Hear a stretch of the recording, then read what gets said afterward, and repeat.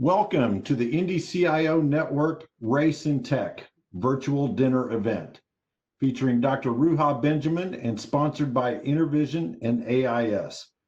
We have an incredibly powerful program planned for you this evening. I'm Jeff Tunn, founder of the Indy CIO Network and strategic IT advisor to one of our sponsors, InterVision. I'd like to welcome our guests from around the country with a special shout out to our sister organizations, IT Leaders of Indianapolis and Women in High Tech. To our guests, I'd like to tell you a little bit about the Indy CIO Network. The network is a 10-year-old organization made up of CIOs and senior IT leaders. What started as a group of 4 or 5 individuals having lunch together 10 years ago is now over 300 strong. Our purpose is to exchange insights and ideas across industries and across organizational size. Through our networking, we learn, we grow, and therefore our companies and teams learn and grow. We offer several types of experiences, all aimed at fulfilling that purpose. These experiences range from informal dialogue around a given topic to educational dinner events like tonight. If you are a CIO or a senior IT leader and would like to be a part of our group, please visit www.indyc.io.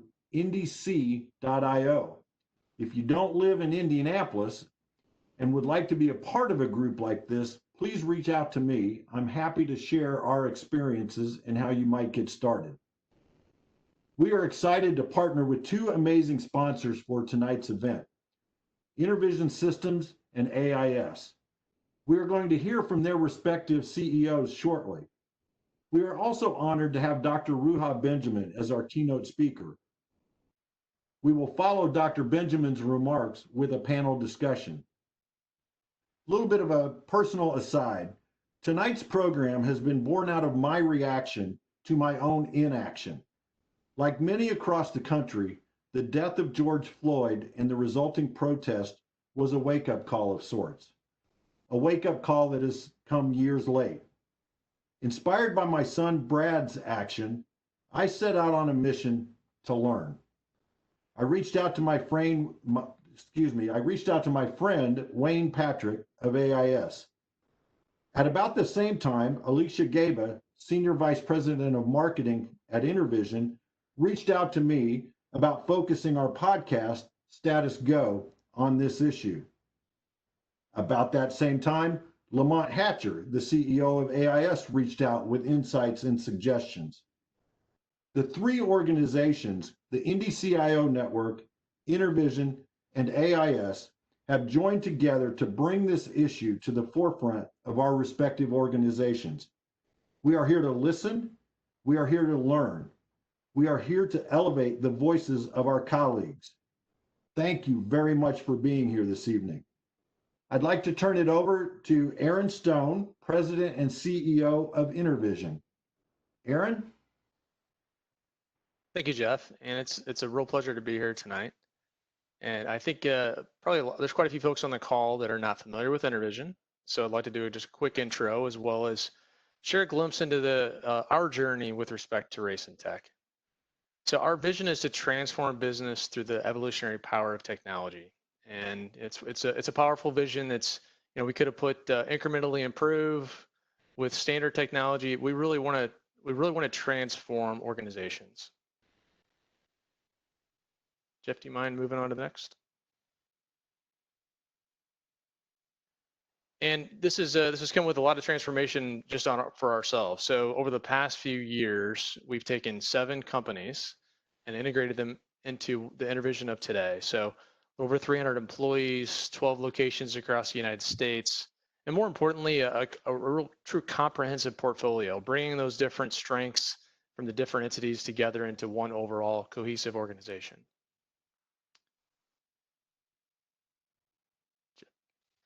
And that really ties into our mission, right? So for us to achieve on our vision, we really focus on executing on our mission. And that is to unlock value by delivering innovative technology through a consultative approach. And we're very proud of we call it our 3 rights. It's really the things that makes us unique.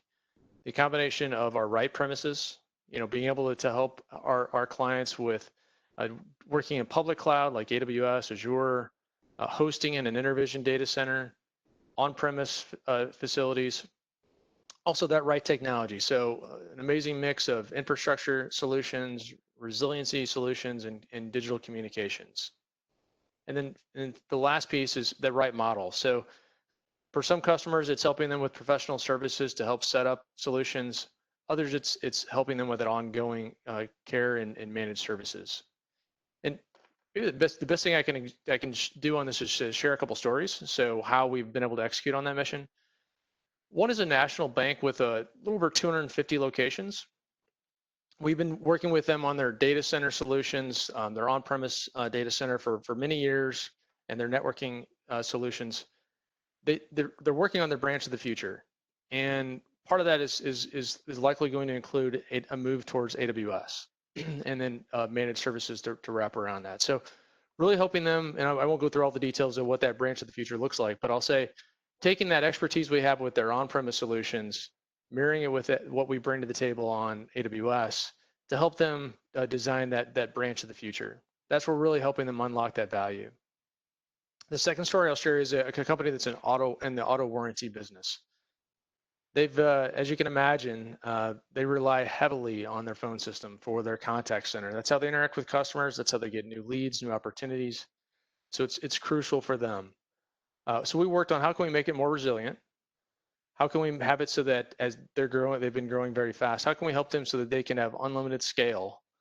And the result was a solution that was more cloud-based phone system, lots of additional redundancy, and then wrapping around that a managed service to make sure that it's there and we can help them scale as they grow.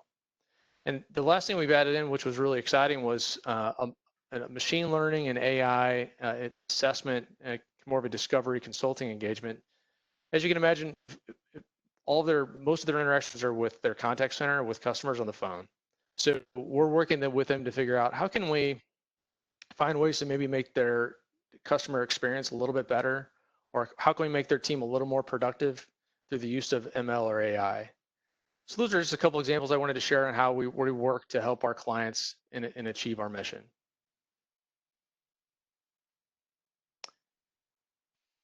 But a little more core to who we are our values.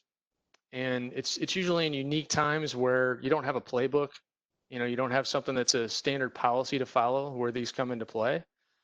And similar to Jeff's personal story, this was definitely the case with the recent senseless killings of people like George Floyd. InterVision has historically been more of a color neutral work environment, but it made me, candidly, really consider, is that enough? And the answer was a resounding no. So I thought, how can we have values like do the right thing and challenge the status quo and have a more of a color neutral approach? And obviously that didn't make sense. So the values are really what helped empower us and push us to do more. So I started a dialogue with pretty much across all employees, and it was focused on time for positive change. And it's been an amazing reaction. The amount of ideas and suggestions, it's been a waterfall, candidly, on good ideas we've gotten from folks. So what we've done, and this, as I said, our journey with Race and Tech is we're moving from more of this, color neutral approach to launching a diversity and inclusion team and taking those ideas and working to execute those within our culture. Those ideas have ranged from how do we get more diverse candidates to how do we do better at public outreach to promote young Black students in schools to be more interested in the tech industry. And we've done things like launch a new civic service PTO day to let people have the time to go and make those positive impacts. So like many in technology, we're not where we want to be.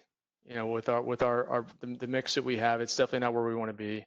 But the silver lining of the events that have unfolded here recently is that it's really pivoted us to a much more proactive approach. And that's why I was so excited to be involved with this today. Personally, a chance for me to learn more and hear from some of the great speakers and panelists. So with that, Jeff, I'll turn it back over to you. Thank you, Aaron. I'd now like to introduce Lamont Hatcher. Lamont is the founder and CEO of AIS, recently recognized by the Indianapolis Business Journal as one of the 25 fastest growing companies in the area. Lamont, the mic is yours.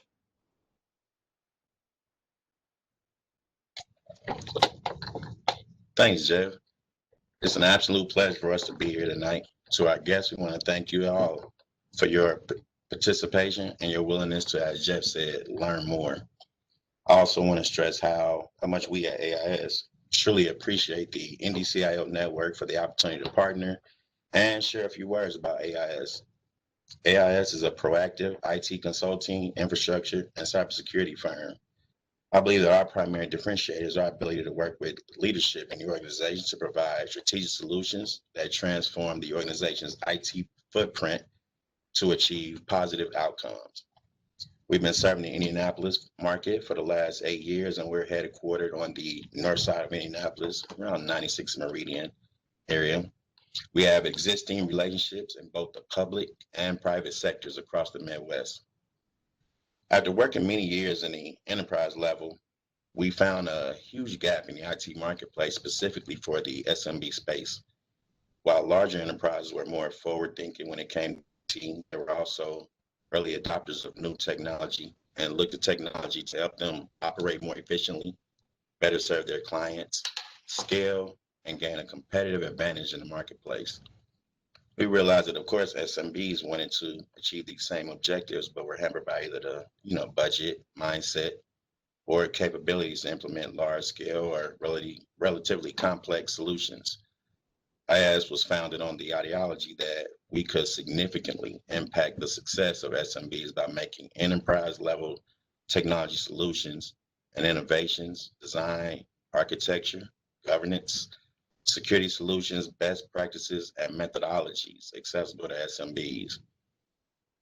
We work to achieve these goals in a variety of ways with our customers. While some prefer to outsource the entire day-to-day IT operations, allowing their own internal teams to focus on organizational initiatives, there are those that prefer to leverage our talents for smaller initiatives such as cybersecurity, IT project work, governance, or even wireless implementations.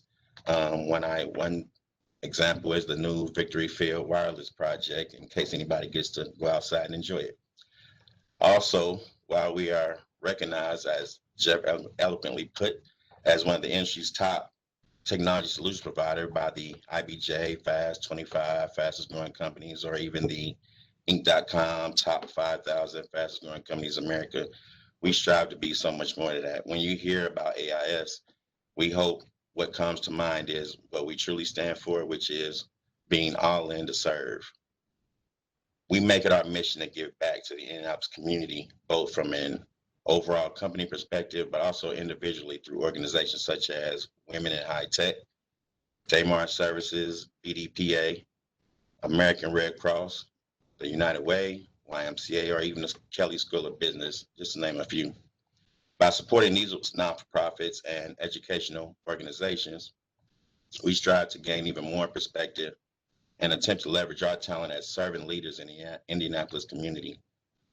Personally, I believe that we've attempted to create a long and deep culture of promoting volunteerism, leadership, and financial support for non-for-profits that make our communities and industry even better as we continue to connect with other businesses, individuals, and organizations, no matter what their sector or scope.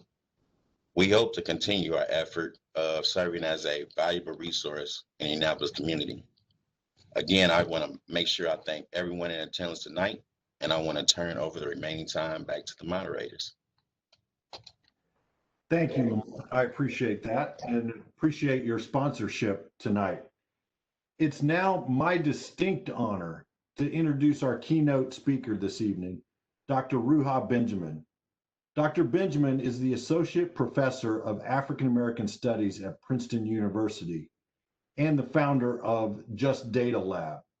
She is also the author of Race After Technology, Abolitionist Tools for the New Jim Code. She also is the editor of Captivating Technology, Reimagining Race, Carceral Technoscience, and Liberatory Imagination in Everyday Life. among many other publications. Dr. Benjamin, the mic is yours. Thank you very much. Thank you so much. And as we switch screens, I just want to thank the the sponsors for this and just commend the network on this ongoing conversation. I always enjoy stepping into a community where, the relationships are already being forged and the conversation is already happening. And so my sort of job now is just to hopefully build on what you all have already started. I noticed that the co-sponsors InterVision and AIS, the name actually resonates with the title of my short talk this evening, 2020 Vision, Reimagining the Default Settings of Technology and Society. And one way to think about this moment that we're all living in is that the lights are being turned all the way on. As Jeff mentioned at the very beginning, the fact that he is awakening to issues, racial justice issues. And I just thought that the fact that your son is part of that story, as a teacher, that gives me a lot of energy and hope, because what I try to do in my own classes is to create angelic troublemakers so that students talk with their parents, their family, their communities about the issues that we're talking about in class. So I just wanted to give a shout out to your son as one of the instigators for this. And so the lights are being turned all the way on. And for some of us, we could already see in the dark. That means we have been privy to the problems, the forms of discrimination and injustice that have existed since our nation's founding. For others, they're newly awakening to this vision. And it's in the same way that someone comes into a dark room and turns the lights on suddenly, that initial sight can be painful, right? It can make you say, ouch. And so part of what we want to think about is, what are we seeing? Are we all seeing the same thing? Or do our sort of backgrounds, the lenses in which we're looking through, actually shape what we're seeing with greater or less clarity and precision?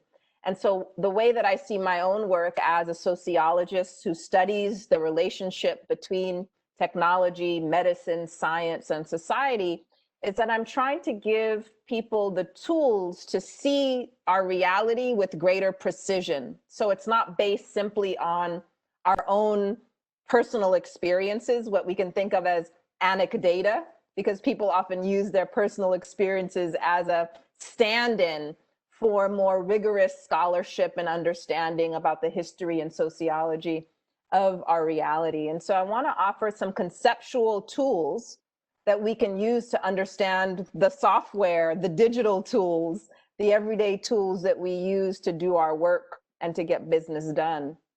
In so doing, I want to posit the idea that racism actually distorts all of our vision. If we were raised in this nation, it already, even if you come newly, it distorts not only how we see one another, but it distorts how we understand ourselves.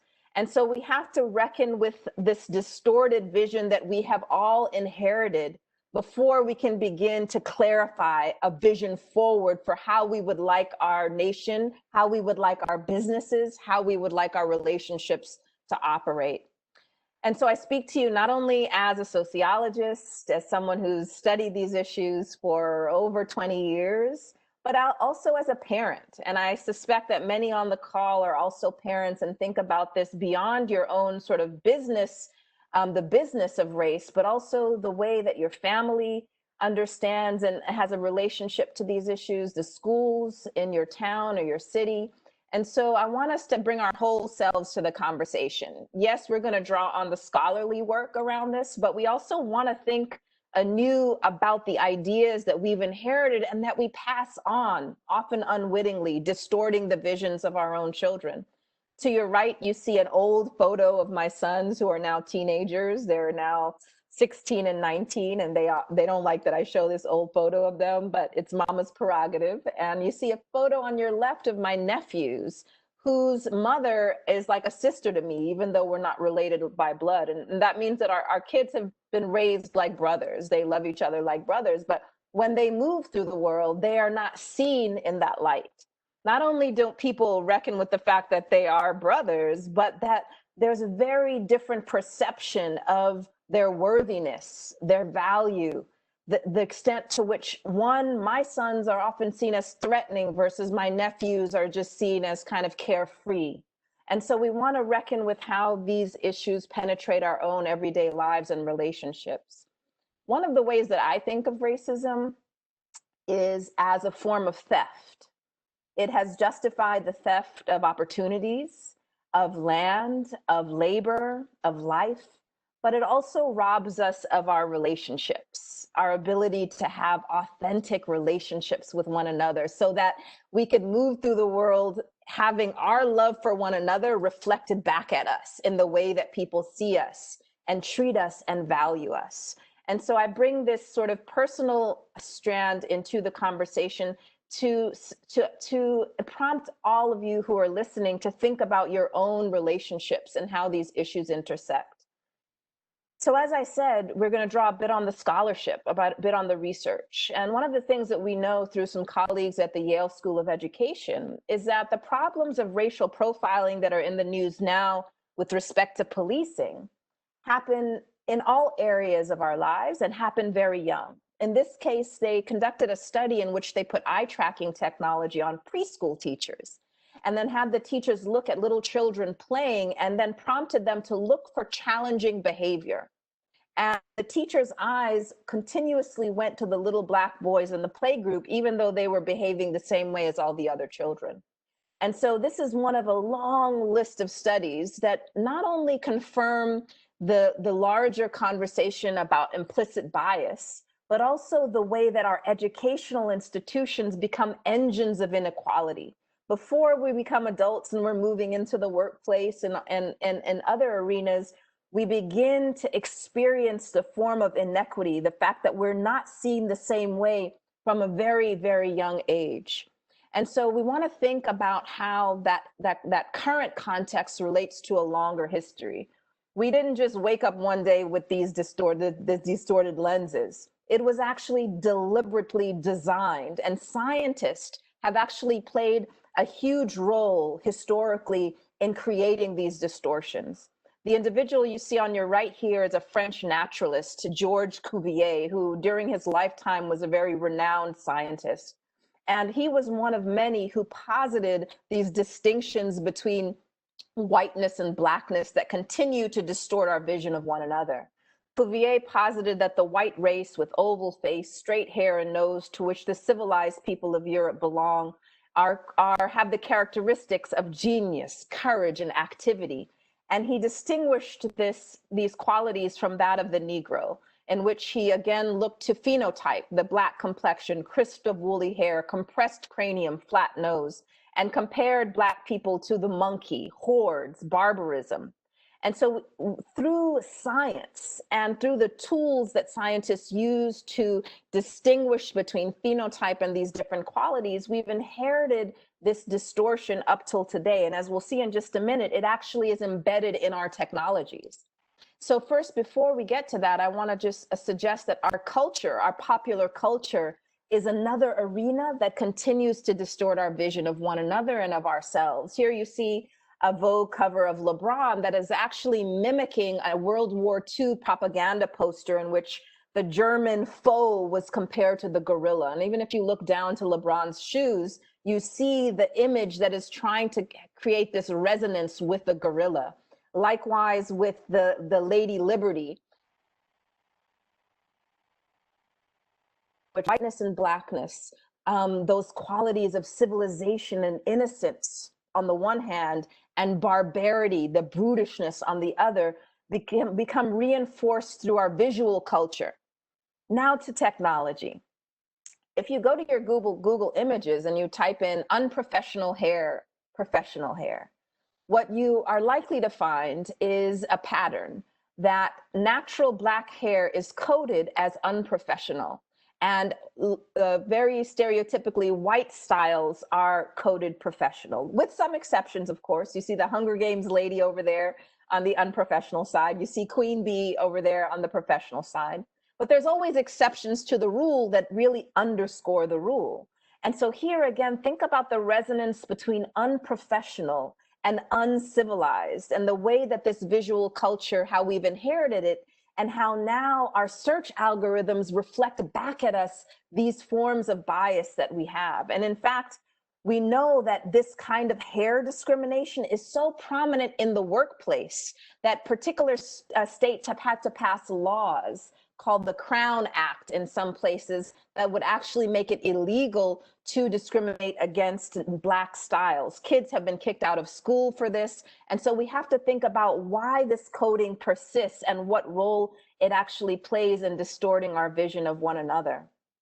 Likewise with facial recognition systems. A few years ago, a colleague of mine at MIT, Joy Bulamwini and colleagues, published a paper, Gender Shades, that showed that most of the major facial recognition systems have a hard time detecting individuals with darker skin, and they routinely misgender Black women. And so one of the things we want to think about is why this distortion persists, why this darker skinned individual on your screen is invisible to the camera, to the technology, and what are the design decisions or omissions that go into this kind of distortion. So I'm going to pause for just a minute and share a very short clip with you that illustrates this point so we can begin to think about what's at play here.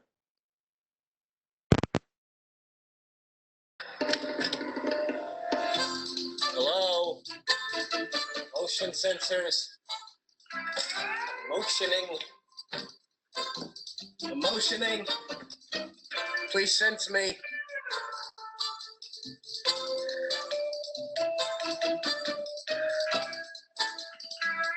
Oh, one other thing. Lem mentioned that there's something weird going on with the motion sensors in the lab.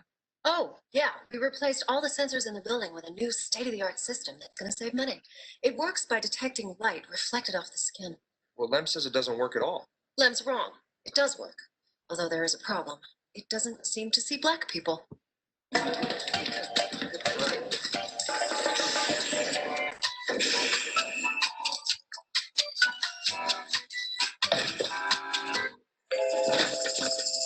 The system doesn't see Black people. I know. Weird, huh? That's more than weird, Veronica. That's basically, well, racist. The company's position is that it's actually the opposite of racist because it's not targeting Black people. It's just ignoring them. They insist the worst people can call it is indifferent.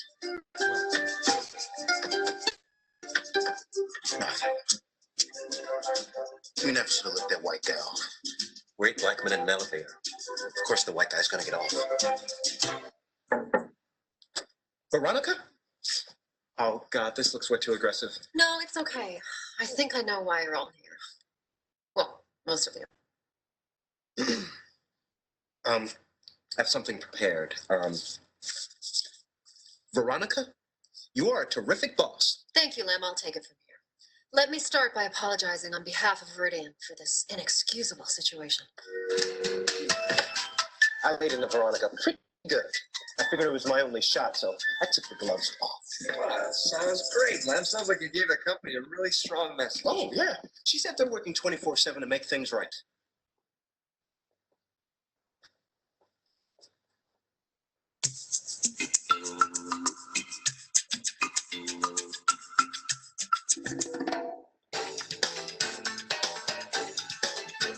Can you believe this? I know, isn't it great? We all get our own free white guys. You like it? Yeah. Hey, Todd's the best. He anticipates everything I need. Plus, he picked up my dry cleaning. Oh, and he got this kink out of my neck. Really? Mm-hmm. Oh, that guy sucks. Well, maybe you're just not using yours right. Yeah, maybe it's on you, dude. Shut up, Stu. I got the worst black guy.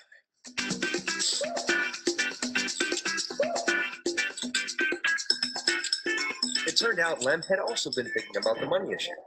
And he put together some interesting numbers to show us.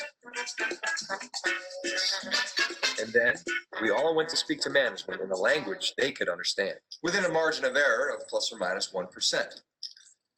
And so, if the company keeps hiring white people to follow Black people, to follow white people, to follow Black people by Thursday, June 27th, 2013. every person on Earth will be working for us. and we don't have the parking for that.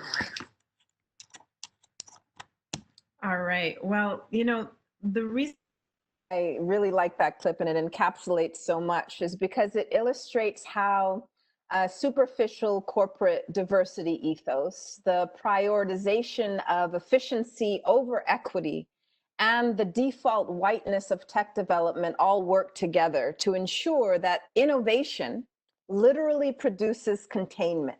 The fact that darker skinned employees are unable to use the elevators, water fountains, open the doors, et cetera, is treated as a minor inconvenience in service to a greater good. But good for whom, we should continuously ask. The fact that the idea that indifference to Black people is somehow not considered racist is a point that we should come back to perhaps in the discussion. But also the genius of that clip is their use of the water fountain, which we know to be an iconic symbol of segregation of the past. And so the question it raises is what forms of discrimination continue to persist now, even in high tech, even in corporate environments. We know from a few years ago that two friends who were using a bathroom in a hotel found that the soap dispenser wouldn't work on the darker skinned friend. Perhaps because its use of infrared technology, we know that darker skin absorbs light, so it didn't bounce back to set off the automated dispenser. And so here again, we see that it's not just fiction. That episode from Better Off Ted, which is now off the air, was prescient in some ways in terms of the forms of technologically mediated discrimination that are now all in the news and all in rage. So the concept that I offer to make sense of the relationship between past forms of discrimination and new high-tech modes is the new Jim Code. Jim Crow we know to be the designation of a period of US history in which explicit forms of white supremacy and segregation were codified, were allowed according to the law. Then we know that the new Jim Crow is a reference to mass incarceration as a new form of discrimination that persists today.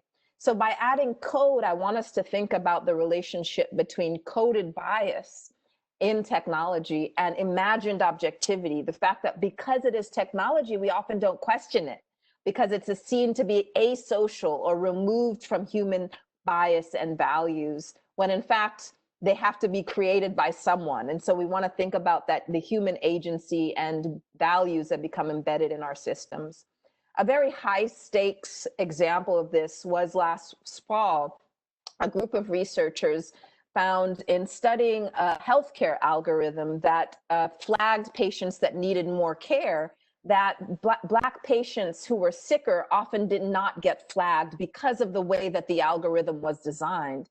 Of course, it was not because of explicit desire to be malicious, but it was through omission, through the indifference or the lack of awareness that the designers of this algorithm and the data that they were using were employed, and ultimately affected millions of patients who didn't get the needed attention and services that were warranted. And so for anyone who has more questions about this, you can go to the research tab of my personal website and you can download the paper that was published in Science that discusses this particular example.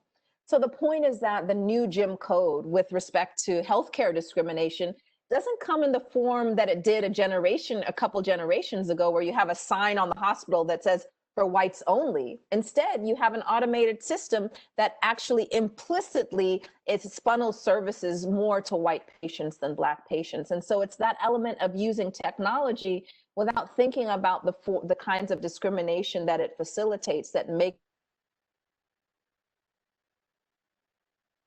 offer 4 different elements of this, which I won't get into now for the sake of time, but just to point out that the variation comes from the most obvious kinds of technologically mediated discrimination, what I call engineered inequity, to much more insidious forms that we can call techno-benevolence, where the designers of the particular systems or technology are trying in some ways to address bias, but because of the narrow way in which they've defined fairness and bias, they often reinforce certain forms of discrimination. And so there's a spectrum of technologies in which this takes place. So as I move towards conclusion, I want to offer an example that takes us to something a little more analog, a little more old school, in part because I'm a teacher. And so I want to be able to communicate the point of discriminatory design beyond high-tech, sort of emerging technologies and AI systems, which can alienate some people, not this crowd, but certainly many people, when you start talking about science and technology, sort of start to check out. And so I offer this example as we move towards closing, that you could share with a friend or share with a child, and I think they would be able to get the point as well. So the bench that you see here is located in Berkeley, California, which is where I went to graduate school. And when I took this photo, by this point, I had started a job in Boston at Boston University at that time. And it was February, in the middle of winter, and I was back in California and wanted to lay in the sun for a few minutes between meetings, and found, of course, that I couldn't lay down on this bench because of the way it had been designed. And so you might think there are so many functional reasons why you have those armrests there, right? To get up and down. If I'm elderly, when I'm nine months pregnant, you might sit down next to a stranger because of that kind of air wall, more likely with those armrests. But as your mind might be going too, I thought, okay, there might be more going on here. This is the Bay Area. With the tech boom, the housing crisis has grown exponentially there. And I thought maybe the armrests actually help keep people who are homeless from sleeping on them. And so I did a little digging and found that, in fact, it's a global phenomenon, what some people call hostile architecture, what I call discriminatory design, can be found in many different forms. You have single occupancy benches in Helsinki, so one booty at a time, no laying down on that. I found caged benches in France, where in this particular town, the mayor installed these benches, and within 24 hours, the people in the town rallied together and had them removed, which is a footnote to this conversation, that we don't just have to put up with them. We can actually ensure that our public spaces and our public policies reflect our values. But the last example is the metered bench. It's my favorite example because in this case, you actually have to put some money in for those spikes to go down. And it buys you about 15 or 20 minutes. And this bench was created by a German artist to get us thinking about questions of exclusion and harm, and how, based on the way we design things, whether it's a public bench or a public policy, whether it's our thinking about our education system or our healthcare system, we often encode things, embed things into these systems that exclude or harm people, whether wittingly or unwittingly. And so the question for us is, how are we designing the things that we have the power to design, whether in our workplace or elsewhere? What values are we embedding into our physical and digital infrastructures? For many of us, we might inherit spiked benches. We didn't put the spikes in, but we start a new job or new position and someone hands us the bench. This is the way things have always been done. And we notice the spikes in them. The question is, what is our responsibility at that point when we deal with that? Do we just continue to use it and employ it? Or do we try to redesign whatever that is that has those spikes? Many of us are accustomed to looking for the obvious spikes, especially when it comes to race, in part because of our very poor educational system when it comes to imparting this history. We only have a capacity to see the most obvious spikes, the signs when they're glaring us in the face. We want white tenants only. This business is only for whites. And then what happens is we discount or fail to see all of the much more subtle spikes in our midst. For example, we know through some audit studies that names, based on your name, you are often given certain opportunities or not. Some years ago, about 2002 or 3, 2 economists from the University of Chicago conducted an audit study, pre-kind of internet, sent out thousands of resumes to employers in Chicago and Boston, and just changed the names on the resumes. All the other qualifications were the same, and they found that the white-sounding names like Emily and Greg received 50% more callbacks from employers than those black-sounding names with the same experience. The calculation that they made was that those white-sounding names brought the assumption that those individuals had 8 additional years of experience, work experience, that they didn't actually have. That was the value of that whiteness that was encoded into the name, and all of the negative and positive assumptions that boil down in that way. And so when you look at a whole host of, codes, names function, address, zip code literally functions in a way that we assume certain things based on where a business is, where what their zip code is, or where someone lives. And so partly what we have to become better at doing in developing our vision is seeing these much more subtle spikes in our midst. For many people, when they hear that kind of research, like those audit studies, they turn to technology as the answer, as if technology grows on trees. And they say, well, if humans are so biased, let's get a system, a new software system to make those decisions. In the context of hiring, there are hundreds of new companies that have popped up that promise to give you data-driven talent decisions by using automated systems in which people do their interviews online, and then it looks at their posture and their vocal tone and their pronunciation and eye contact, and then uses that data and judges them according to top performing employees in a company. Now we have to begin to think, hopefully by now your antennae are going up and thinking, well, is that a foolproof way of avoiding bias? If for the last 30 years, a company has had a very homogenous workforce, and that's the basis on which you're judging new employees using technology, is that going to get you more of the same, or is it going to help you diversify your employee base? Well, some colleagues of mine in computer science at Princeton looked at an algorithm that's used in a number of settings that uses natural language processing. And then it found that the algorithm made the same bias assumptions as that audit study that I mentioned from 2002, that it associated white sounding names with pleasant words and black sounding names with unpleasant ones. It's putting a mirror up to us. It's learning from us and our biases. So perhaps one way of thinking about artificial intelligence is the more intelligent it becomes, the more racist and sexist it becomes, because it's better reflecting the language biases and the social biases that it's learning from us. In fact, a couple of years ago, Amazon's own hiring algorithm was found discriminating against women. And so if that is the case, we have to think about, if we can't just outsource decisions to technology under the assumption that it's more neutral than human beings, what do we do? How do we deal with more the root causes of discrimination? As this headline puts it, your next job interview could be with a racist bot. Again, having us think about how our automated babies are reflecting back at us the values, the ways that we actually interact with one another.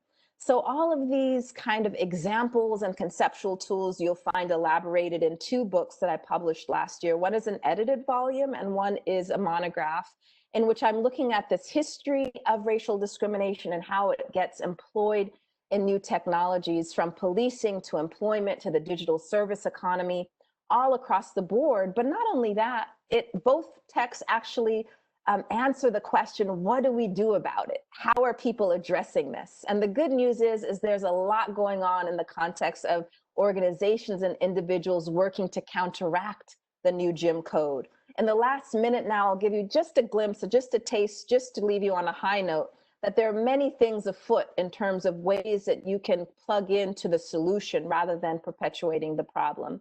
For starters, there's a very proactive attempts to think about the rights of workers in the context of data and the sort of digitization of work. This is just one example. It comes from Europe, where they're working to develop data rights for workers. And you're seeing different examples of this kind of proactive approach to not just privacy, but what kind of rights you have vis-a-vis your own data and what you produce in the workplace.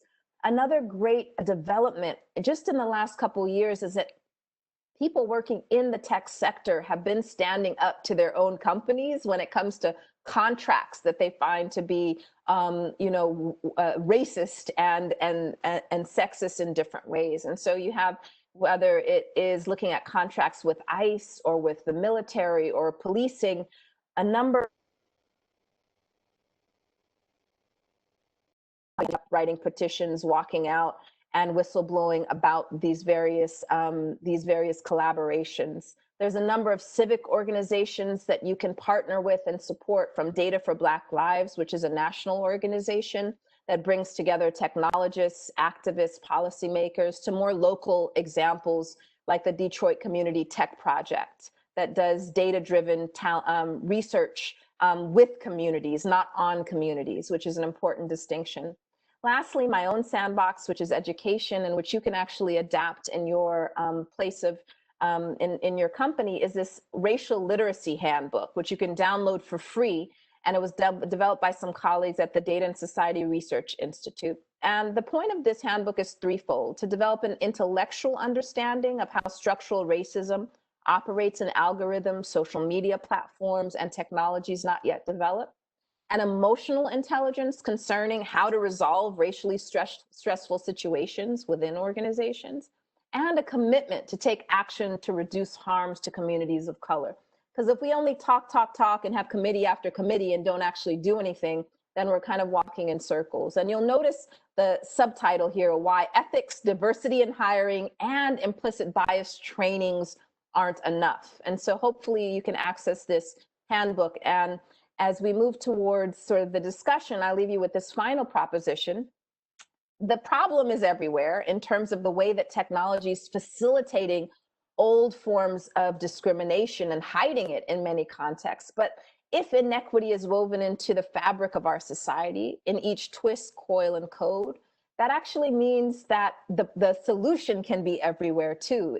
Our ability to create new patterns, practices, and politics will be its undoing once we accept that we are pattern makers and we start to work more in the fine print than just make platitudes and mission statements and new kind of glossy announcements, rather than working on the nitty gritty.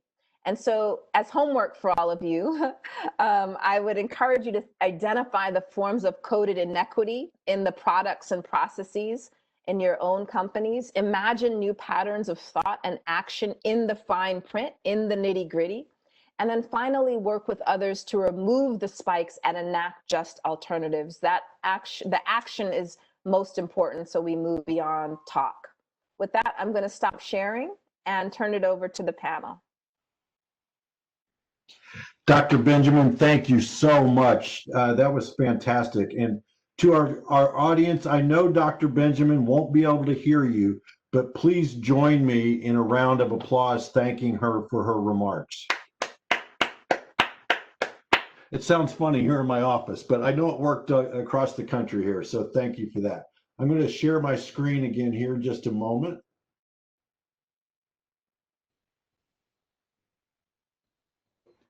And we'll get back to the panel discussion, or get to the panel discussion.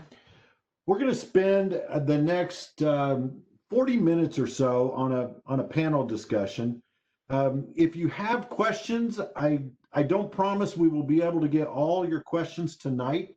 We've got a lot of people that joined us for this discussion today, so we'll try to get to some as we can, but we will follow up after the event and address the ones we don't get to. To my panelists, remember to turn on your video, and hopefully we don't utter the 2020 catchphrase, "You're on mute." So let me introduce the panel to you and we will get started. As I introduce you, I would love for you to please say hello so our participants can put a voice with a face and a name. I'd like to start with my co-moderator, Darcy Lee. Darcy is the Director of Sales for AIS. She is the past president and emeritus of Women in High Tech here in Central Indiana. Welcome, Darcy. Thanks, Jeff. Great to be here. Next up is Angela Henderson. Angie is the Senior Director of IT for BC Forward. Thank you for joining us, Angie. Thanks for having me, Jeff. Mike Gill. Mike is the CIO for Marion Inc. Welcome, Mike. Thank you, Jeff. Terry Morris is the Director for Information and Digital Solutions at Eli Lilly. Terry, thank you for being here. Thank you. And Martin Van Buren. Martin is the President and Chief Operating Officer of Lavera Education Services. Welcome, Martin. Thanks, Jeff. Great to be here. So, panel, as you know, we've divided our questions this evening into three major sections, if you will. But I don't want you to feel bound by that. It's really more of a marker. But we're going to talk a little bit about your journey, perhaps some of the challenges you've encountered. And as Dr. Benjamin reminded us at the end of her talk, this is about action. So we want to spend the bulk of our time on action. And so Darcy and I are going to be switching back and forth in different sections, asking the questions.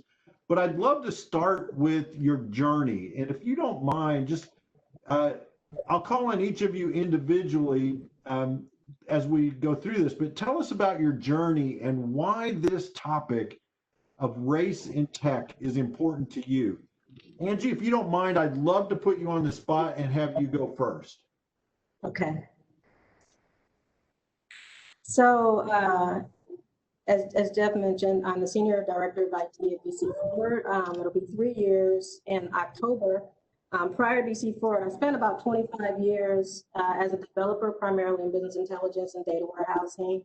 Got BS, Business and Computer Information Systems from IU School of Business before they added Kelly to the name. And then I have an MBA in Applied Management from Indiana Wesleyan School of Business before they added DeVoe to the name. So when the George Floyd incident happened in May, our CEO, Justin Christian, asked if I'd be interested in writing an article to share my thoughts or concerns about systemic racism. I don't know that I can point to blatant or outright racist situations that have happened to me outside of a few slights or a couple of things that made me raise eyebrow too, but I do know IT. And through the years that I've been in IT, I've constantly seen the repeated theme that none of us can deny, and that's just that there are not a lot of Black people in our industry, and definitely not a lot of Black women. And retention of Black people in IT positions is even lower. So, and in the past, I've operated in a vacuum of whatever company I worked for or school I went to, but now that I'm in IT leadership and expanding my horizons in the bigger pool of peer groups like the Indy CIO Network, IT Leaders of Indianapolis, or attending the symposiums and conventions, I mean, it's just become almost uncomfortably obvious that there is a significant Black and brown void in our industry. So when Justin asked me to write the article, I decided to write it from an IT perspective and just tell my story. I was going to keep it straight and plain. Our plan was that my statement, along with the one written by Justin and a couple other Black leaders in our company, will be posted on the bcforward.com website as well as on our social media platforms. And at first, I was honored that our CEO asked me to speak on such a sensitive subject while also, representing our company. But then once I sat down and started writing my thoughts, I became overcome with fear. Talking about race is like opening Pandora's box. So whatever I decided to write in this article will be publicly available to be seen by the masses. For sure, there are going to be people who disagree with my perspective, and some people might actually be angry by it. And so I started getting scared, how would this affect my career? Would I be labeled or blacklisted for speaking my truth? And if God forbid, someday I'm not employed by BC Forward, could this article somehow come back to bite me? So yeah, I was scared to death and almost took the sugar-coated passive-aggressive path when I started writing. But then I kind of circled back to reality. I mean, there were no lies there. This was my truth.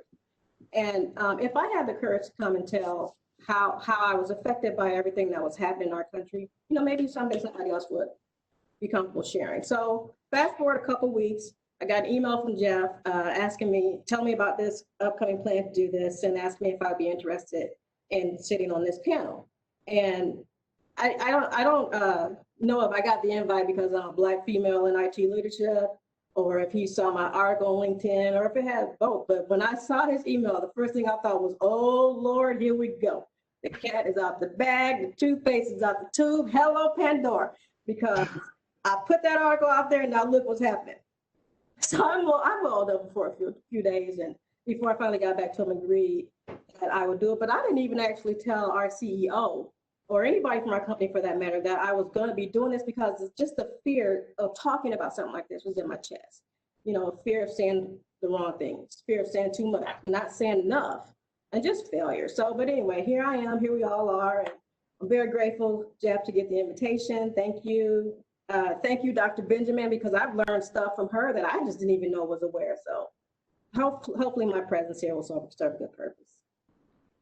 Well, thank you very much, Angie. And we really appreciate the fact that you wrote that article on the BC Forward website and that you agreed to be with us tonight. Mike, I'd like to toss to you and get a bit about your journey and why this topic is important to you. Thank you, Jeff. And thank you, Dr. Benjamin. Some of the things that she touched on definitely will come up in my story, and I'm sure some of the things we discuss here. I'm a coder and I'm a visible minority immigrant. So that's why this topic is very important to me. My parents immigrated from India to Canada in the early 70s. And when I was born, they decided to give me an English name or a white name. So they named me Michael, and they gave me my Indian name as my middle name. And in our culture, my religion, which is Sikh, all the men have the same middle name of Singh, which I did not have. So during my immigration process in the early 90s, when I came to the US, part of that process, you can have a legal name change. Most people use that to switch from an ethnic name to a quote unquote American name. And I use that as a chance to change my name to actually Manjinder Singh Gill, who I really am. Now, I have no issues with going by Michael or Mike. Obviously, in my day-to-day interactions, everybody calls me Mike. But I felt we had come to a time when cultural names were accepted. Fast forward to after 9/11, and now with all the anti-immigrant political climate we have, I wonder sometimes if I've made the right decision. And even highlighted by Dr. Benjamin's discussion that there obviously are some biases that still exist. So the hate towards brown people is real. And to me, it really hit home when there was a killing of 6 people at a Sikh temple in 2012 in Wisconsin. After that tragic event, one of the things I remember vividly was the president of my company, Marion's Milwaukee location, gave me a call. And he's a white guy that grew up here in Indianapolis and moved up to Wisconsin. And he called me to make sure my family was okay and that if you could help in any way. And that gave me hope. So I want to bring the voice for those who come from a different religious background, from a different cultural background. And as a coder and a CIO, that's specifically why I want to talk about race in tech. Thank you, Mike. I appreciate you sharing your story with us. Terry, I'd like to toss to you next and tell us a little bit about your journey and why this topic is important to you. Well, first, thanks, Jeff, for inviting me tonight. I've been in IT for 20 years plus, and it's interesting. While I've been with my current employer for all of that time, the first part of my tenure was pretty successful. I just knew that CX whatever was going to be on my title, soon thereafter starting. But it was pretty early that I had an experience with a supervisor that set a downward spiral of experiences for me, and I really struggled to get help to sort out, how do I navigate through this experience? And so it took several years. In fact, most of my class were promoted much quicker than I, and so I was. If I had not been recently married or had a child on the way or a house, kind of all three of those, I'm certain I would have pursued something different. But then I was able to get a supervisor that, when I first met her, she said, look, I don't know any of your history, don't know any of your experiences, but if you're telling me that you have more than what the evidence is showing, I'm willing to give you a chance to see that realized. And it was a white female. The previous supervisors I had were white males.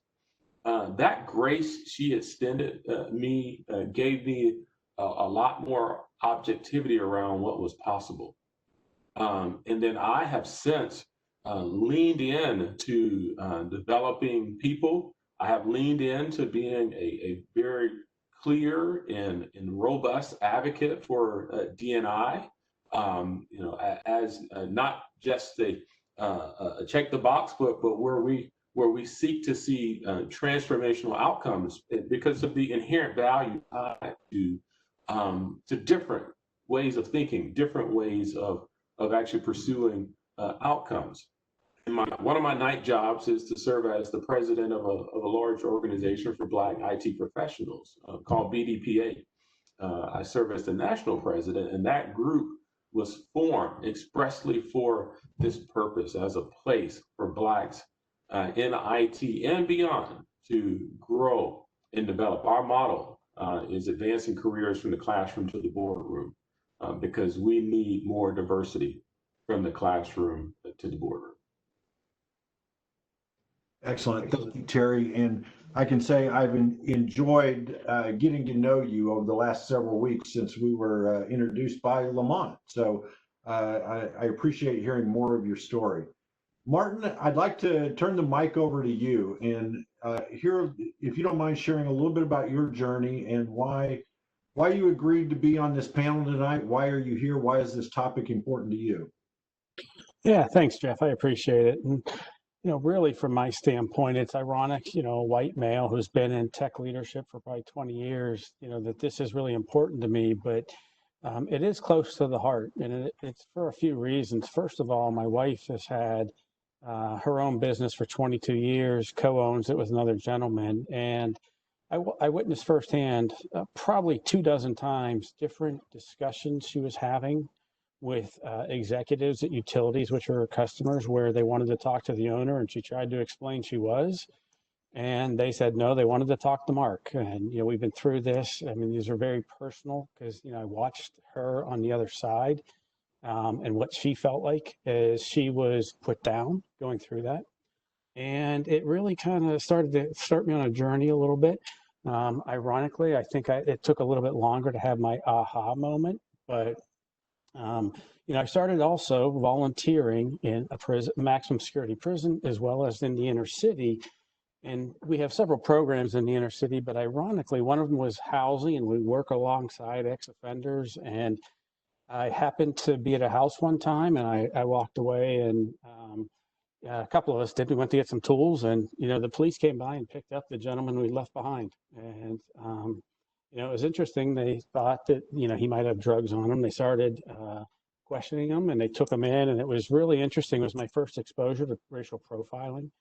And so when I kind of came back, and, it was surprisingly hard to get everything cleared up, but it really opened my eyes about the profiling that really does go on, and how we all, and including me, I'm certainly complicit on certain issues. I don't want to pretend like I was holier than thou and I was perfect, but it really made me start a journey where I started to reach out, and I had to learn more about this. And the aha moment came when one of the other board members of this inner city ministry said, if you really want to understand it, go to somewhere where you're the minority.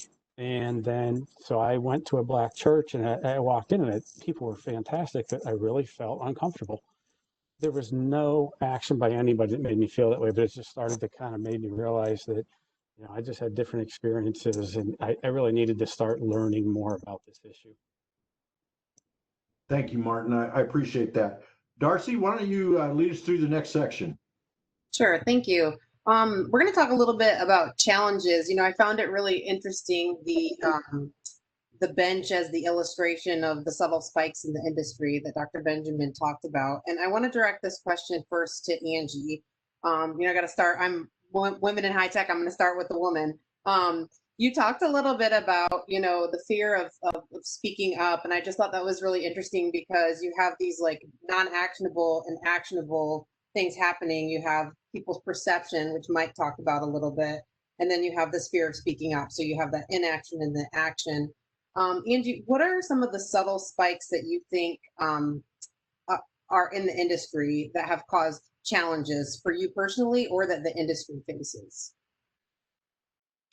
Well, I mean, I just put it like this. And this is not just IT specific. This is just how I handle life in general. I operate under 3 rules: do more, be strong, and act like a woman, but think like a man.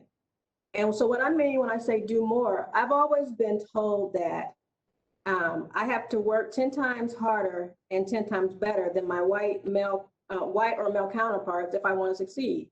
Anything less, I probably won't get the opportunity, and average just doesn't cut it. With being strong, a lot of times, I mean, things are changing, but back in the day, a lot of times people just automatically assume that I was where I was, or I got a specific job or got a specific scholarship or whatever because of affirmative action or some type of quota. Never mind my high GPA, high test scores, excellent work ethic, references, all that stuff. None of that stuff mattered. But it couldn't have been that I earned it. So I'm dealing with that type of thing, and I'm also wondering or trying to figure out how to just deal with that and work through that without, from a mental and emotional standpoint, but without putting a whole bunch of emotion out there. Because then, speaking of emotion and a woman, getting to my act like a woman, think like a man.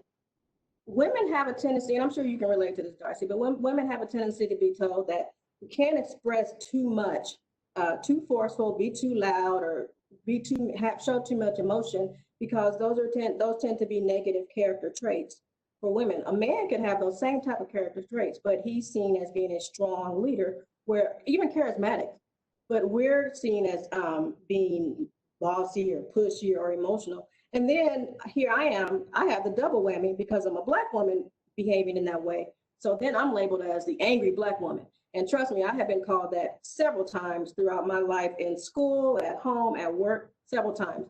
After a while, I'm kind of getting up there in age. So after a while, it kind of rubs off me, but it's still there. And I know that there are young Black and nowadays Latina women are experiencing the same type of thing, just because we express ourselves in a way that we don't mean anything by it, but in a way that makes other people uncomfortable. So, I know this is a delicate topic, and I'm definitely not trying to make anybody uncomfortable, but that's my perspective. Yeah, I can absolutely understand that. I was once called a bull in a china shop, so I hear you.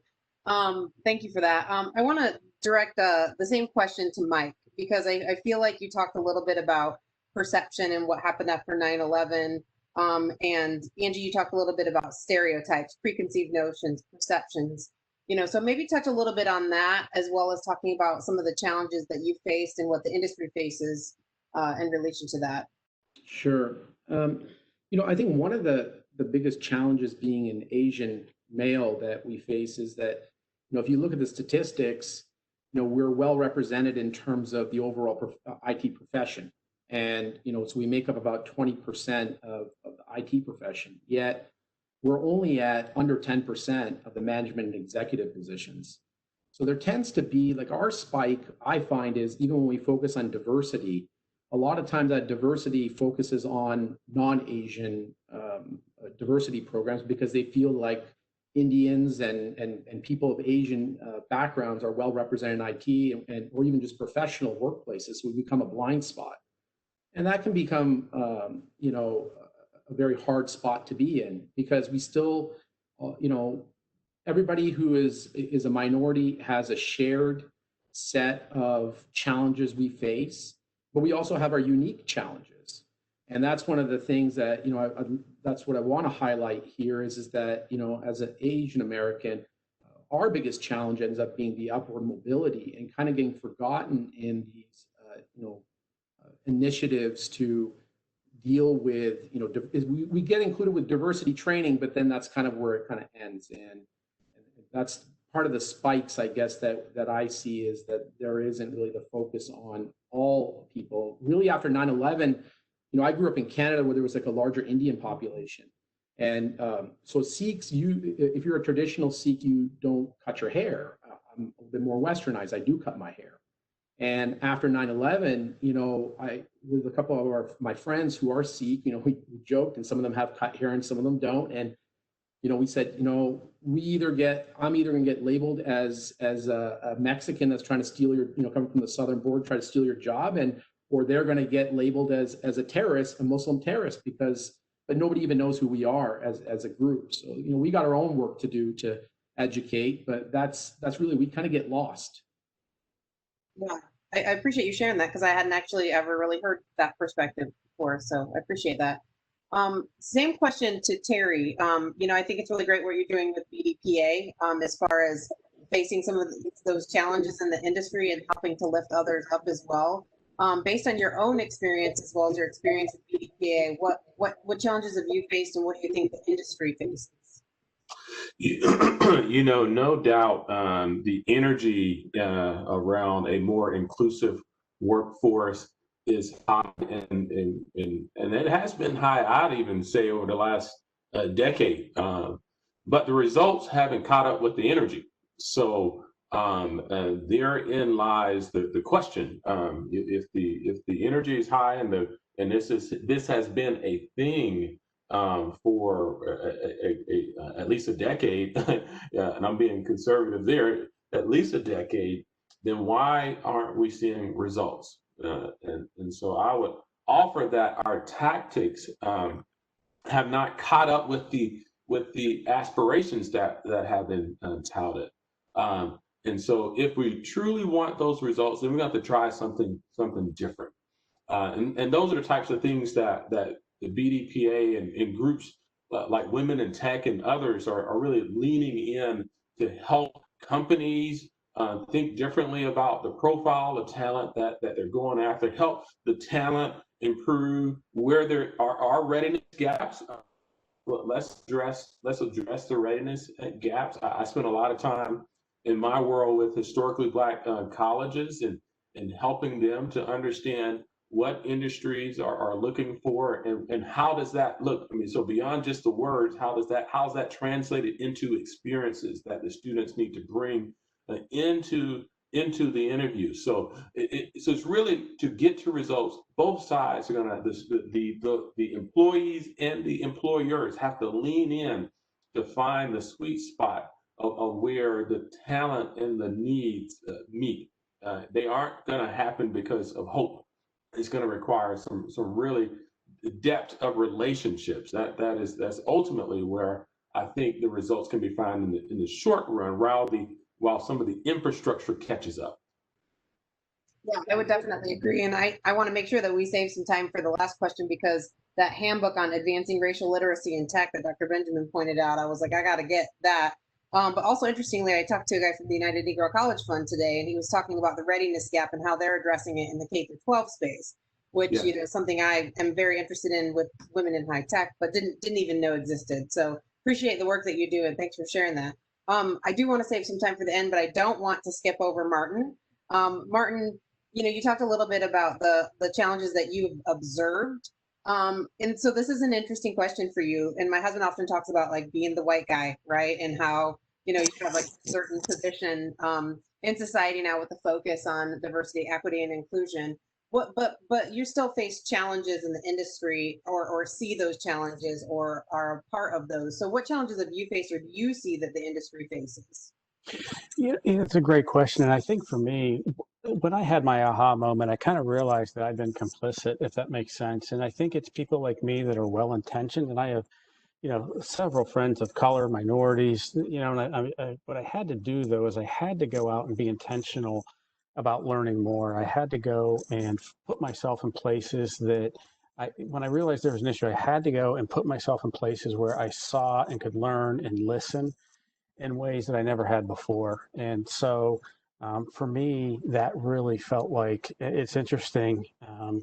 Terry mentioned the historically Black colleges. I've done a lot of work in higher ed. I made a point to reach out into a couple of those colleges to talk about hiring and how does that work. And I think one of the challenges I see is we don't traditionally go look for people that don't look like us. And because we're going to then, as Dr. Benjamin pointed out, we're going to then start coding things that look like us. And so I think we all just need to realize that none of it's, intentional, but we are certainly complicit with letting the issue keep going and grow because we aren't putting ourselves in those situations where we are learning, we're seeing the other perspectives and realizing maybe we were blind and could have lifted another group up or lifted somebody else up and really just didn't take the time. Yeah, and Dr. Benjamin talked a little bit about that, about indifference and lack of awareness. And I think that is a big challenge. And that leads us really well into our last section, which we think is really important and want to talk about, action, right? She said all the talk in the world isn't going to do anything. And I think a lot of people are in that situation right now where you don't want to be indifferent anymore and you don't want to be in the dark anymore. You want to be in the light. So question for the panelists, I'll start with you, Terry.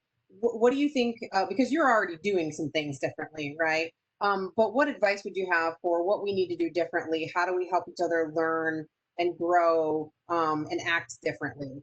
How do we move to action? No, thank you for that. I'd say that acknowledging that the status quo is just not working. The running the same plays, but expecting a different result. We'll be standing here a decade from now. And so one of the things that we're doing is really pushing the envelope of possibilities and really going to some places where there is a high concentration of profiles that may be ready-ish and invest there, doubling down to help the institutions and the communities where we're seeking to have more representation within the community, helping to improve the readiness of that pool. And we're doing that across the country, helping to improve the readiness of current talent in the workforce and students that are in college and high schoolers. I got a 14-year-old daughter and a 16-week-old son. Don't ask me how I got that dichotomy. But but my 14-year-old daughter is in our BDPA STEM development programs, so that she has a foundation that can give her a chance at success in the future. And those are the types of things that we all have to lean into. That gives us a chance at having a pool that is more diverse than what we have today. Appreciate that. And I love that your daughter is already involved in STEM programs. So let's toss it to Angie. What do you think that we need to do differently? How do we help each other learn and grow and move to action? So, I mean, I guess one of the ways you can look at it is obviously the theme has been there's not a lot of Black and brown faces in IT. And I don't know if it's necessarily that it's a lack of interest in our communities, if there's not enough awareness or direct marketing, or if it's just not enough just diversity outreach. But I think that, things can be done, and we can't just look at, doing programs and having these meetings, and this is great, don't get me wrong. But then if nothing comes out of it, then what is it accomplished? So, I think mentorship is important, building relationships. I mean, that's been said by a couple of people. I totally agree with that. So we obviously are all on the same page with that. And I think that'll go a long way to fixing our dilemmas. But I mean, another way we have to stop sitting in these conference rooms, but then we need to get out in the community and build relationships. I know something that BC Forward is very good at doing is BC Forward reaches out to a lot of the colleges and tries to, either give opportunities to students from an internship standpoint. I mean, we've worked with students from DePaul, we've worked with students at IUPUI, Ivy Tech. Some of these people have even gone on to be hired for us right out of college. And we've even had conversations with Notre Dame's data sciences program just to try to get out there. But I think it even goes beyond just talking to the college students. We got to, just like Terry was saying, we got to go younger than that. We've got to start talking to the kids in elementary school and middle school and high school. Like, for example, my daughter, she's going into the STEM program at IUPUI in a couple of weeks. My kids all started taking some type of coding or developing type class in elementary school. Well, back in our day, all we had was keyboard and typing. But nowadays, things have changed a bit so that kids have that opportunity to start doing things. But the incentive has to be put out there to, first of all, let kids feel that they can do that this is something that can be a great career that is interesting, and that there will be support. Because if it's something that's like foreign to them and that they're not used to, there's not going to be something that grabs it on. And I mean, I'm sure anybody on this call can relate. Indiana has a major brain drain. As soon as people get to the point where they can leave, people are out and leaving. So there needs to be something that's in place and something that's tangible that encourages kids to stay here. But if they're not seeing anything, if they're not seeing people who look like them where they're going, or if they're not getting that, support system, then they're going to go somewhere where they feel like they can find that. Great points. Mike, what do you think about this? what do you think we need to do differently? How can we help each other learn and grow and move to action? Sure. I'll take this as two parts to this. One is a more kind of culture or company culture, and I want to also reference back to Dr. Benjamin's talk about the actual AI code, just to talk about coding stuff that we can even do. But on the culture side, it really can start as very simple things, and that comes just from the conversations, and I've heard people talk about inclusion is just being invited to the dance, engagement is being asked to dance. So ask somebody to dance. And it could be little things like finding out, what kind of foods people eat, what kind of movies they're watching, and just start those little conversations. And the reason I say don't assume that everybody does what you do. And I'll go back to my days at IBM when I first started working. And, growing up with Indian parents, I had never eaten a steak. I've never had a steak. And our principal, after that first project, decided that he was going to take the entire team. So the executives, principals, everybody's going to go to this nice steakhouse dinner. I was excited, but I'll tell you, I was scared and nervous because one, I didn't know how to dress appropriately. You just kind of get intimidated by it. And so, we come to the steakhouse and, I decided that I was going to try to just do what everybody else is doing. And so we sat down, and I had never had a dinner with more than one fork before. There's 3 forks on the table, and there's 2 glasses of water, and it was just very overwhelming. And so I sat there, I said, okay, my strategy is going to be, I'm just going to look to see what everybody else is doing. So they pick up that fork, I'm going to pick up that fork, whatever. So I was making it through, but it throws you off your game because I was not at all focused on talking to the executives and making relationships. And I feel like that's one of the reasons why the upward mobility is not there. It's not just your technical skills, but you have to make relationships. So I was completely off my game. And then the waiter comes in and says, where are you going to order? And I said, well, it's a steakhouse, so I'm going to have a steak. And, he's like, then he proceeds to ask me what cut and how do I want it cooked? I had no idea. So, so I bring that up as an example of don't assume that people that are around you,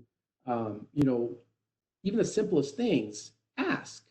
And I think that one of the tangible things that people can do is a lot of times we'll go and say, hey, let's grab some beers after work. Let's let's go play a round of golf. And if you notice that there's people on your team, especially if they look different than you and they're not participating in those types of things, go ask, like, do you like beer? And if they don't like beer, maybe something else is their thing, and try to meet them halfway and say, okay, well, hey, let's go out, let's do something you would like to do, and I think that's something that each one of us can do without management getting involved. The other side of it, from a coding perspective, we talked about in Dr. Benjamin's discussion about the biases that are built into coding. And, I think that for those of you who are in the field of actually like developing code, you got to look at your SDLC and say, what are some of the things you can do to tweak that software development lifecycle? We all go through the design, code, and then, we go testing and all those things. But take a look at what are the data, how are you collecting the data that you're validating against? Who are the people that are your, business analysts that are saying what are the use cases that this needs to satisfy? And I read something similar about the AI stuff with the facial recognition. Facial recognition, there's so many companies doing it. In Asia, there's companies doing facial recognition, and guess what? They're good at detecting Asian faces. They're horrible at detecting white faces. And you come over here, and they're really good at detecting, white and faces, and really bad at detecting other faces. And so you start looking at it, and a lot of that is the coders and the people who are involved in developing the technology are really the main input into developing those algorithms and testing those algorithms to make sure that they work. So I would challenge people to look at your practices around software development. One of the simple things is come up with a UI standards guide. Think about the icons you're using. Have them vetted against some of these other groups to see, are they, being inclusive? Is there anything offensive? So go through a UI standards practice.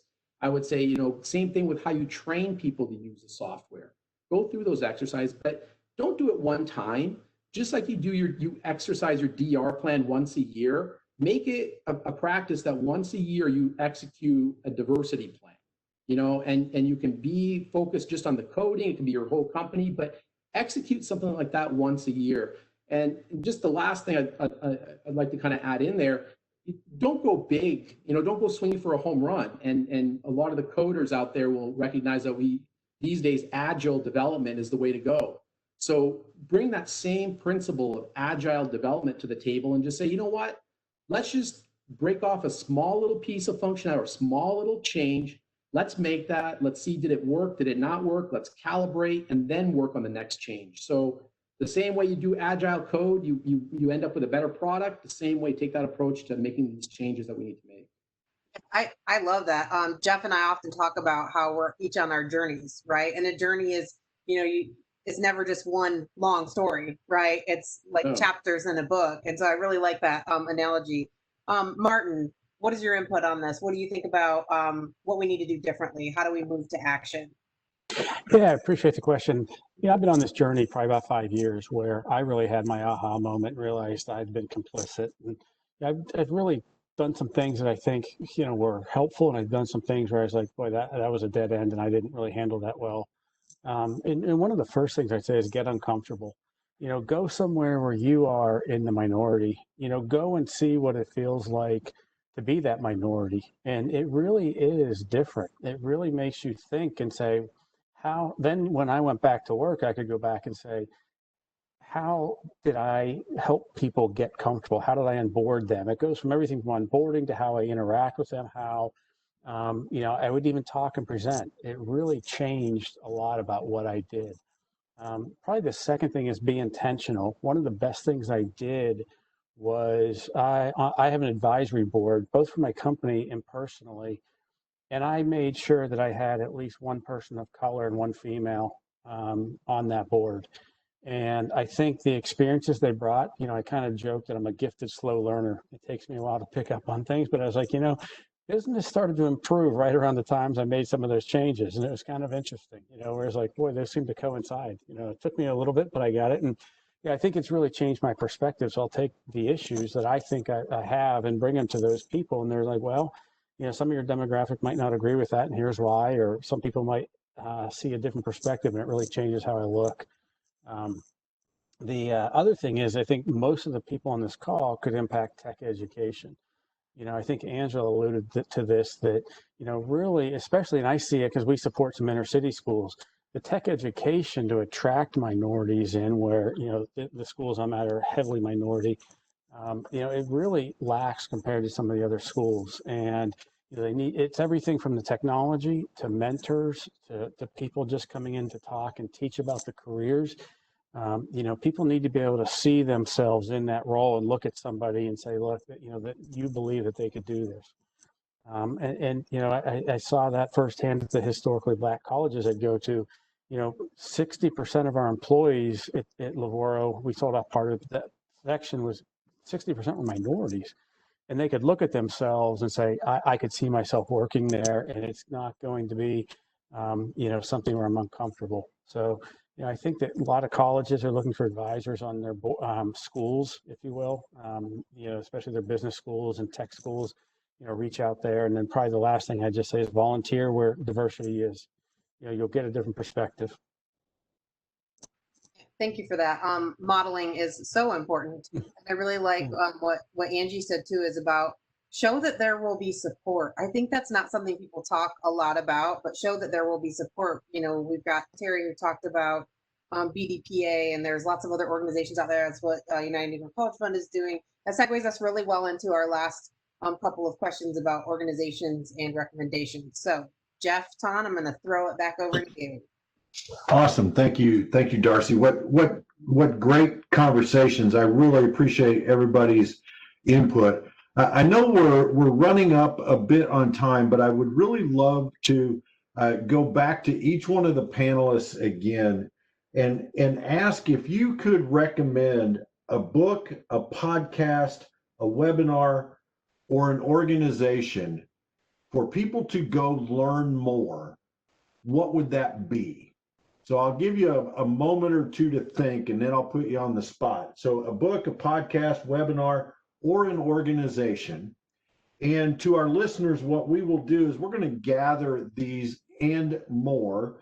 And after the webinar, you'll get a follow-up that has links to not only these organizations and resources that we're going to talk about here in a moment, but also the resources that Dr. Benjamin mentioned, as well as others, so that you can go educate yourself.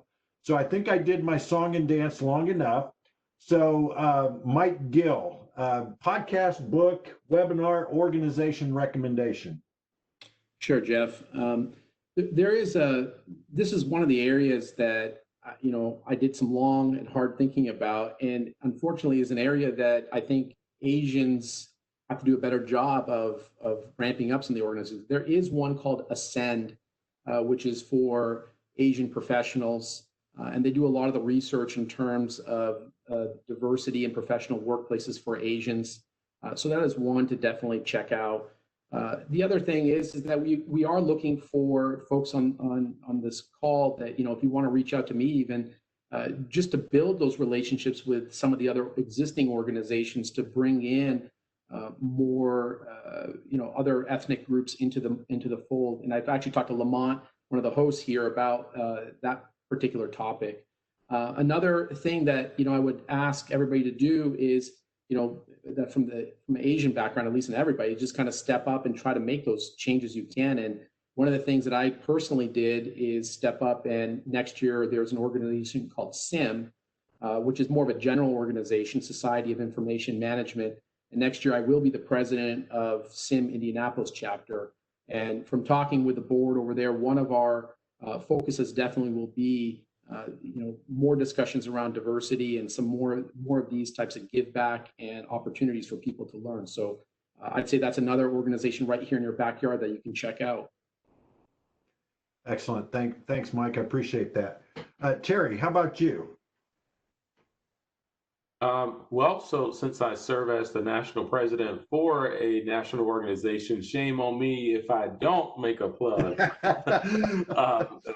BDPA, I would encourage everyone to go visit bdpa2020.com.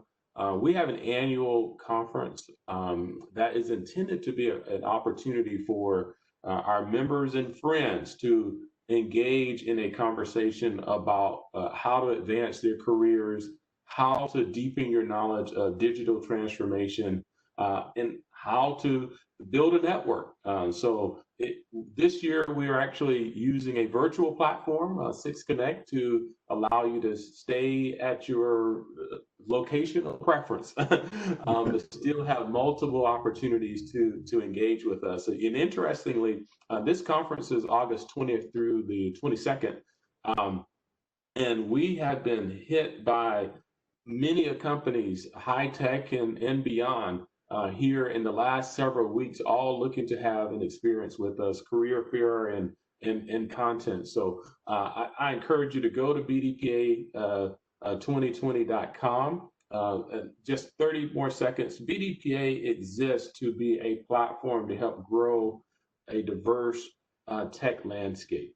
And we do that through persistent experiences throughout the year, all virtual, but then the culmination of that at a conference. And I can talk about it all day long. I'm sure that's not the desire here. Feel free to ping me via LinkedIn, and happy to continue the dialogue. Thank you, Terry. And I will say for our listeners out there, Terry is going to be on our podcast, on InterVision's podcast Status Go. We're going to be recording that this week or next week. I can't remember which, but it's going to drop before the conference. And we're going to spend much more time talking about BDPA in the conference. So appreciate that, Terry. Martin, how about you? Recommendation for book, podcast, webinar, or organization? Yeah, for me, there was a really good, it was kind of a video done by a gentleman by the name of Phil Vischer, who actually created VeggieTales, on how systematic racism is. And I think for me, it did the best job. It's about 20 minutes long, and it just talks about how rooted racism is in some of our policies and just in our culture. And it really opened my eyes. to kind of some of the things that I probably hadn't seen before. And it was just a really well spent 20 minutes. Excellent. Thank you, Martin. And Angie, how about you? So I will recommend a person's podcast, but not one of her individual, because all of them are really good. So I like Angela Rye, and her podcast is called On One with Angela Rye. She covers, I mean, obviously her slant tends to be a little bit on the political side, but you can't really discuss racism without getting into the politics of it. But her podcast cover all forms and topics with regard to systemic racism and biases. So I would recommend her podcast. That's On One with Angela Rye. The book that I would recommend, I'm sure everybody on this call has heard it, is Becoming by our former First Lady, Michelle Obama. And the reason why I would recommend that book is when I was reading it, I got it as a gift. When I was reading it, it just amazed me that how so much of her journey and her struggle, obviously she elevated to heights that I nowhere near, but how much I felt like I could relate to what it was like for her to grow up. So I guess I feel that if anyone really wanted to get an idea of what Black women in general, but definitely Black women have to go through in order to get to where it is that they want to be, I would definitely recommend the book. Thank you. Thank you very much. And to our listeners, again, we will share links to all of these resources. And we didn't get to a lot of questions tonight, so we will be answering those. Those answers may come in different forms. They may come from podcasts, blog posts, different types of ways to communicate that. I would love to put one more person on the spot to talk about an organization that he belongs to, since Lamont Hatcher was camera shy at the beginning of this and gave us his spiel about AIS without having his camera on. You can kick me under the table later, my friend. But could you talk to us a little bit about the organization that you're involved with here in Indianapolis? Sure. I'm gonna jump off real. I'm gonna answer your question, but I was thinking about something earlier when everyone was talking about what do we do, how do we change it, what do we do, and it made me think about a story. I was sitting in a 100 Black Men meeting, which is the organization that you're talking about. And I was listening to Brian Roach, who at the time was the police commissioner. And one of the guys in the audience asked him, what can we do to increase the diversities in leadership positions within IMPD? And he raised his hands, held them up and said nothing. And when he said it, first of all, I thought he was crazy for saying that, but that's something else. But I thought it was hilarious. But he went on to explain and basically said, you got to think about it from the numbers perspective. And don't quote me on the numbers, but he said, if we bring in a new class and it's 2,000, we might have 100 minorities apply.